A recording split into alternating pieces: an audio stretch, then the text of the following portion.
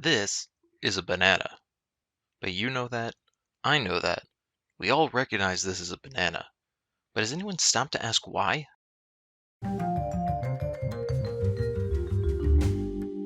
Let's start by tackling a different question. Why are bananas bad luck? Sailors have supported a superstition for several centuries that bringing bananas aboard a boat would bring about disaster. The idea appears to have originated in the late 1700s during trade expeditions to Southeast Asia. It's hard to nail down exactly why this idea developed, but let's start with my favorite reason. Imagine you're looking out at the ocean over the bow of the ship. A suspicious amount of driftwood starts to come into view. You realize that these are the remnants from a shipwreck, and the only other thing seen floating amongst the boards? Their cargo. Bananas. While shipwrecks would surely leave a lasting negative impression for our favorite curved fruit, a more common occurrence heavily contributed to the bad luck theory. I'm talking about spoilage. Today, when bananas are harvested green, they have about 4 weeks until they ripen and 2 more weeks until they go bad. A sailing ship during the 1800s could make it across the Atlantic in 6 weeks, but it took 6 months to sail from England to India. Every trip was a race against the clock, and any delay meant spoiled product and lost profit. Not to mention the banana's natural spoiling accelerant, ethylene gas. Ethylene gas is produced as a plant hormone, or phytohormone, to assist in the regulation of a plant's growth and aging processes. Among all fruits, bananas are one of the highest producers of ethylene. This gas would accumulate in the hull of a ship and accelerate the ripening process of not only bananas, but other sensitive produce like apples, broccoli, onions, mangoes, avocados, and many more. It's certainly likely that sailors would notice that more of their cargo would spoil when bananas were on board. Without any knowledge of the odorless, invisible ethylene gas, it makes a lot of sense to chalk up the phenomenon as bad luck. These days, bananas are artificially ripened using ethylene to ensure that consumers have identical produce to choose from. And I do mean identical because bananas are clones. Since bananas are bred to be seedless, you can only create new plants by separating and replanting the offshoots of another. This drastically hurts their biodiversity and makes banana plants highly susceptible to disease. We all know and love the Cavendish banana today because this very weakness took down its predecessor, Big Mike. Technically named the Gros Michel banana, its global reign ended in the 1950s when plantations in Panama became infested with a deadly Fusarium fungus that devastated the crop. The Panama Disease, as it was dubbed, is a wilting disease that spread throughout Latin America and quite literally cleared the way for the Cavendish variety to seize the banana crown.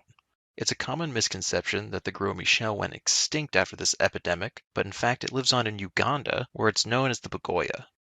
Cavendish bananas were resistant to the Panama disease, at least until 1994, when a strain referred to as Tropical Race 4 was discovered in Taiwan. While there are methods to manage the spread of TR4, we have no cure to eliminate the fungus completely. Banana production is again being threatened. While we prepare for the end times, let's go back to the origin of the Cavendish banana. Its namesake is William George Spencer Cavendish, 6th Duke of Devonshire, son of William Cavendish, 5th Duke of Devonshire, and Lady Georgiana Spencer. After his birth in 1790, he received the title the Marquess of Hartington. To avoid confusion with the previous 5 dukes, everyone simply called him Hart. Hart's father had a live-in mistress, and his mother had an affair with Earl Charles Grey. Yes, the one that had the tea named after him. If you start your morning with a cup of Earl Grey and a Cavendish banana, just know that there might be some unresolved issues with your breakfast. Possibly due to his unfortunate parental situation, Hart Cavendish never married nor had children, and died known as the Bachelor Duke. I find the situation ironic because, just like the Cavendish banana, he was also unable to reproduce sexually. Anyway, Hart was really into horticulture and found a fellow enthusiast in Joseph Paxton, who he hired on to be his head gardener. When Hart later acquired some banana plants from the island of Mauritius, Paxton was the man in charge of cultivating them. In his very own Paxton's Magazine of Botany, he speaks towards their origin. This highly interesting and most valuable plant is a native of China.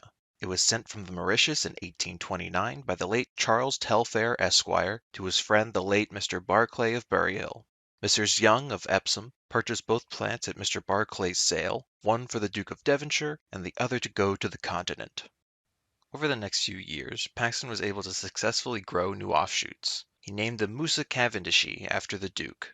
Always a fan of greenhouses, Paxton would later become interested in architecture. He ended up designing the stunning Crystal Palace and the Mentmore Towers. The former, unfortunately, was destroyed in a 1936 fire, and the latter was pretend destroyed in a 2005 fire by Christopher Nolan in the movie Batman Begins. The Cavendish banana plants would be sent with missionaries like John Williams. Hold on. John Williams, who traveled to Samoa in 1837. Out of the two cases he brought with him, only a single plant survived the journey, but it was enough for the banana to propagate across the islands. Reverend Williams continued his voyage to spread Christianity to other Pacific Isles, and was supposedly quite successful, at least until 1839 when he reached the island of Erromango, where he was killed and eaten by cannibals. Speaking of unlucky individuals, let's talk about how bananas played a part in the coup of Guatemalan President Jacobo Arbenz. But first, we need a little bit of backstory. Jacobo was born in a well-off family in 1913, but quickly fell into poverty after his father became a morphine addict and subsequently committed suicide. Left without options, he applied to the Polytechnic School of Guatemala Military Academy due to their scholarship program and successfully enrolled in 1932. After graduation, Jacobo was assigned to guard prisoners in a labor camp, which he later described as yet another trauma. He had the opportunity to return to his academy as a professor in 1937 and happily accepted the position. During this time, Guatemala was led by the dictator Jorge Ubico, whose totalitarian government was known for various human rights violations. After student protests against Ubico began in May of 1944, he suspended the Constitution and the right to free speech the following month. This obviously resulted in widespread support for removing Ubico, who actually stepped down to leave General Ponce Vaides in charge.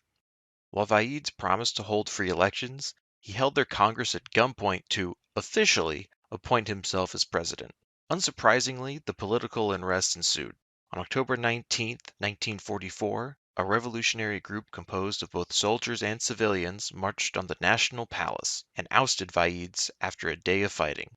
This October Revolution was organized in large part by none other than Jacobo Arbenz, who had been fired from his teaching position by Jorge Ubico. In December, a professor named Juan José Arevalo was elected into office and Arbenz was appointed as the defense minister. Arbenz would later become president after winning a fair election in 1950.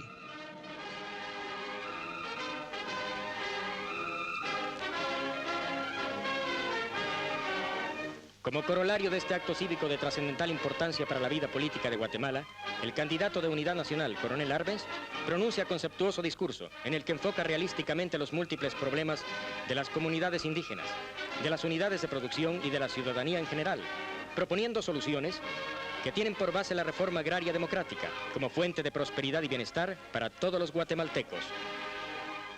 So, why is any of this related to bananas? Well, despite being a human rights violating dictator, Jorge Ubico was on great terms with the United States, and specifically the United Fruit Company. He waived both import and real estate taxes to United Fruit, which was by far the largest company in Guatemala and owned more land than any other group or individual in the country. The company was also given 490,000 acres of public land. That's almost 2% of the entire country. United Fruit was able to monopolize both the banana trade, the railroads, and all shipping out of Puerto Barrios, Guatemala's only port to the Atlantic Ocean at the time. It was so profitable that its revenue was double that of the Guatemalan government. With the economy entirely dependent on the UFCO and the country's leadership in its pocket, Guatemala became what is now known as a banana republic. Ubico also created a vagrancy law, which mandated that all men of working age who didn't own land commit to 100 days of hard labor. This hard labor coincidentally included working on plantations and building railroads. Back to Jacobo Arbenz. He's experienced both wealth and poverty, seen the horrible conditions in labor camps, and been stripped of his job at the hands of a dictator. Arbenz defined his presidency with the brand new Agrarian Reform Law, Decree 900. This legislation would buy back uncultivated land and give it to the impoverished of Guatemala to create their own smaller farms, resulting in more cultivated land and a boost to the local economy. For the record, the United States has eminent domain policies that have allowed it to do the exact same thing. The United Fruit Company was not having it. They owned 42% of Guatemala's arable land, and only 15% of that was cultivated. Decree 900 would seize 234,000 acres, but that's only about half of what United Fruit was given for free based on the promise that they would build a port in the Pacific, which never actually happened because they were paying Ubico under the table. They'd be paid $627,000 in government bonds based on what the company itself claimed the land was worth on its taxes, which it didn't even have to pay in the first place. United Fruit asserted that it was worth much more and used its ties in the U.S. State Department to claim that the land was worth $15.8 million, over 25 times the initial offer. Of the UFCO's government connections, two individuals stand out. The Secretary of State, John Foster Dulles, whose law firm represented the company, and his brother, Alan Dulles, who had previously served on the company's board of trustees, but was currently the head of the newly formed CIA.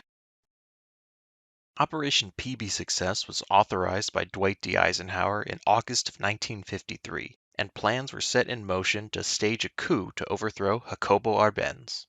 While the United Fruit Company certainly put a lot of lobbying pressure on U.S. officials, that reason doesn't fly with the public. So, the U.S. used the same excuse it always did in the 50s. We were fighting communism. Our distinct guest for this evening is the Honorable John Foster Dulles, United States Ambassador at Large. Mr. Dulles, you have a splendid reputation for objectivity among most Americans. Are we stronger this year as against Russia than we were last year? My estimate would be that the tide is still running against us. Everywhere I look around the world, the question is, what maybe we're going to lose next, and we seem to be on the defensive and that they're on the offensive. Talk about the land reforms of the communists. The land reforms that MacArthur put through in Japan are infinitely superior to anything that's been done in the communist countries. And a good Bill of Rights and labor unions beginning to take hold. It's been an amazing job. To be fair, Arbenz allowed communist and socialist refugees from neighboring countries to reside in Guatemala and permitted the existence of the Guatemalan Party of Labor. The president himself had not been a member of the Communist Party, but did have ties within it. That was plenty enough to convince the U.S. government to intervene. Carlos Castillo Armas, an army lieutenant previously exiled from Guatemala after a different coup attempt, was chosen by the U.S. to lead an invasion force to topple Arbenz's government. To prepare for such an endeavor, the U.S. enacted strategies of psychological warfare, including a propagandic radio station called The Voice of Liberation, the bribery of local religious leaders, and strategic air raids like the napalm strike that destroyed the British cargo ship SS Springfjord. On June 18, 1954, Armas's militia of 480 CIA-trained guerrillas began its invasion. Although the group was small, the Guatemalan army feared that any counterattack would prompt a full-scale U.S. invasion, and they refused to support Arbenz. Faced with an ultimatum and unable to rally enough support for a civilian army, Jacobo Arbenz resigned for the presidency on the 27th of June. Me hice cargo de la presidencia de la República con gran fe en el régimen democrático, en la libertad y en que es posible conquistar la independencia económica y política de Guatemala. Os digo adiós, amigos míos, con amargo dolor, pero manteniendo firmes mis convicciones. Guardad lo que tanto ha costado. Viva la Revolución de Octubre, viva Guatemala. Arbenz was exiled from Guatemala and spent the rest of his life between various countries around the globe, while continuing to be a victim of a CIA defamation campaign. Armas became president on July 8th and immediately repealed the Agrarian Reform Law. The approximately 500,000 impoverished that had been granted land over its 18 months of existence were all removed in the next 3 years. Towards the end of 1960, the country of Guatemala began what became a 36-year civil war, which finally concluded with the signing of peace accords in 1996. The CIA took its success of the coup in stride, and would later attempt to use the same strategies in the infamous Bay of Pigs invasion of Cuba in 1961, under none other than Alan Dulles. Mr. Dulles, would you approve Congressman Lindsay's suggestion of a watchdog congressional committee over the CIA? Well, I do not favor it, but I think that is a matter for the Congress and the President to decide primarily. How great is the Soviet threat of subversion? I think it's very great. I believe the Soviet realizes now we're far superior on the military side. Therefore, what they're going to do, and are doing, is to revert to the subversive attack on us. But what of the United Fruit Company? Well, the ownership of all the land it had lost had been restored by Armas, but it faced off against another issue that the U.S. government couldn't solve: Panama Disease. The fungus crushed the company's Gros Michel banana crop and tainted the soil, resulting in the switch over to the resistant Cavendish variety. This, coupled with workers' strikes throughout Latin America and an antitrust lawsuit against United Fruit, eventually forced it to sell off its Guatemalan holdings in 1972. 2 years prior, it had been bought out and renamed to United Brands, but its continued struggles drove the new CEO to jump from its office window on the 44th floor. Fast forward to 1990, and the company renamed itself after its most popular banana brand, when it became what we now recognize as Chiquita Brands International. And that's why this is a Chiquita brand Cavendish banana. Hey, welcome to the end of the video. Thanks for watching. This was the first time I've made anything like this. It was just basically a research rabbit hole turned into physical form. So hopefully it wasn't too crazy to follow along. There were a lot of rapid fire facts in there. There's just so many interesting things when you just start with one topic and you just kind of keep clicking through. Did not expect to be talking about a government conspiracy, overthrow, communism. There was a lot. I was just like, oh, whatever. We'll learn some facts about bananas, name, origin, stuff like that. Where we ended up was a lot different than where we started. But it was fun. It was good. For the record, the word banana comes from the Arabic word banan for finger, because bananas look like fingers. And a banana bunch is actually called a hand because it's many fingers. Another fun fact, well, maybe not so much fun, but the dictator Jorge Ubico, when he was exiled from Guatemala after the October Revolution, he went and eventually settled in the US and died in New Orleans. So, a dictator that called himself the Napoleon of Central America and, at least on one occasion, complimented Hitler, in the 30s and 40s. It seems a little suspicious. But also, this whole sort of CIA overthrow is like the start of so many covert government operations. Like, it's the beginning of like the CIA in a lot of ways. So you really have kind of this inflection point where, the CIA is like, wow, we can get away with this. And they, do Bay of Pigs.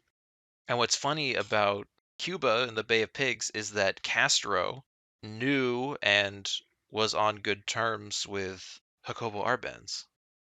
So after he was overthrown, it radicalized Castro a little bit more. So it's kind of the CIA's own fault that they had such problems with Cuba because they decided to overthrow Guatemala. Additionally, Che Guevara was in Guatemala City during the coup in 1954, and he ends up using a lot of the CIA propagandic radio station stuff, like those techniques. He's like, well, this works, and he used it to help fuel like his own revolution. So there's a lot of like really cool connecting points. Yeah. Well, I'll wrap this up so it's not the same length as the actual mini documentary part. So thanks again for watching. I had a lot of fun doing this, so I'd like to do another one in the future. I need my brain to sort of reset a little bit. I've been storing a lot in the short-term memory, so we'll let that settle out. And then I can refill it with some other random trivia facts. But yeah, liked it if you like it. Suggest weird questions or topics that I can deep dive in the comments, and I'll see you guys in the next one.